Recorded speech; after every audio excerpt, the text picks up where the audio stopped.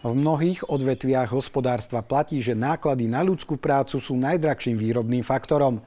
Samozrejme, platí to aj v poľnohospodárstve a tak vám ponúkame návod na to, ako efektívne nahradiť náklady na stráženie a ochranu elektronickými zabezpečovacími systémami.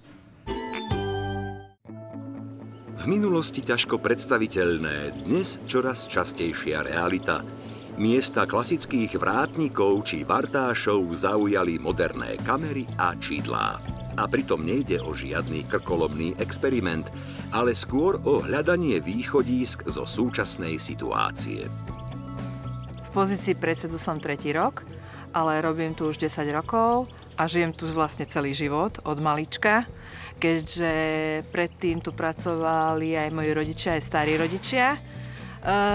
Dá sa povedať, že vlastne poznám tu každý jeden kameň. A tento systém, ktorý máme, vlastne tento kamerový systém, sme si dali na základe toho, že chceme ušetriť mzdové náklady. Keďže mzdové náklady nám teraz vybehli veľmi vysoko, jedná sa aj o nočné príplatky, aj príplatky za víkendové práce a sviatky. Zvýšili nám to veľmi vlastne mzdové náklady. Tento systém nám umožňuje to, že nám znižuje jednak mzdové náklady a jednak máme efektnejšie poriešený strážny systém. Mali sme vždy problém aj ohľadom toho ľudského faktoru. Jednak kto bude zastupovať, či to všetko vyrieši ten jeden človek. Zdalo sa nám toto technické vydobitie lepším systémom poriešený problém stráženia objektov. Je to bezpečnejšie a spoľahlivejšie, aspoň po tých 2 rokoch, čo to už tu máme, môžem povedať, že sa mi lepšie spáva. A to nie len preto, že vďaka bezpečnostným kamerám majú na družstve prehľad o každom dôležitom priestore rozľahlého 6-hektárového areálu, ale tiež aj vďaka moderným protipožiarnym prvkom v maštaliach.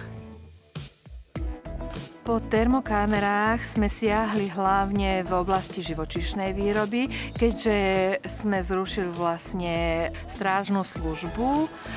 Mali sme dosť veľké obavy, čo v prípade, ak by sa vyskytol požiar v maštaliach, kde máme momentálne 700 kusov hovedzieho dobytku.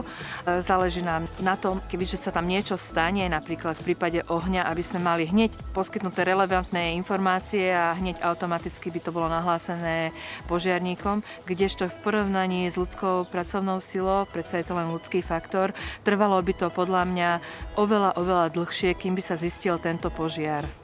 Preto je dobrá táto technika. Termokamery však môžu niekedy, napríklad pri prejazde traktora, hlásiť aj tzv. Plané poplachy, ktoré je dobré odkontrolovať klasickou bezpečnostnou kamerou. Už samotné vyhodnotenie nejakého podnetu, ktorý je rozdiel v teplotách, ktoré sa nastaví, nám vlastne spustí okamžite alarm na obrazovkách videopultu, kedy vlastne dokážeme okamžite online reagovať a rozpoznať to, že ak vstupuje do objektu povedzme nejaký stroj alebo traktor, alebo sa tam vykonáva niečo s otvoreným ohňom, okamžite vlastne nám toto zasignalizuje poplach na videopulte, ktorý sa okamžite vie spojiť s daným miestom, respektíve s odpovednou osobou u tohto farmára a tým pádom zamedziť v danom čase tej škode, respektíve tomu danému incidentu. Termokamerový dohľad je tak zabezpečený non-stop. Stráženie cez tzv. Vzdialený dohľad je zase závislé od požiadaviek farmárov. Samotné fungovanie a princíp tohto stráženia pozostáva v tom, že vlastne počas denného režimu si to farmári obhospodarujú sami, strážia si to sami, až na ten nočný režim, kedy vlastne sa po dohode s daným farmárom dohodne strážny režim, kedy sa vlastne systém zaarmuje a nahradí sa vlastne tá ľudská sila, ľudské stráženie týmto systémom. Jakmile je prijatý akýkoľvek poplach z tohto objektu na operačné stredisko, operátor vyzve túto osobu na to, aby opustila danú zónu, prípadne tú celú farmu. A v prípade toho, že táto osoba neopočúvne, tak potom vlastne sa privoláva zásahová skupina, tak aby zjednala poriadok na tomto majetku. Modernej technike zverili v Hrušove aj otváranie a zatváranie vstupných brán, keďže v minulosti sa im po areáli preháňal kdekto. Je tu, vidíte, rovná cesta. Niekedy sa stalo, že vlastne sme tu mali Rally Dakar a cudzie auta nám tu prebehávali z jednej strany na druhú, niekedy aj stovkou cez areál a my sa pýtame, že kto to je vôbec. Takže z tohoto dôvodu sme chceli uzavrieť náš areál, aby nebol prístupný cudzím osobám a hlavne s autami.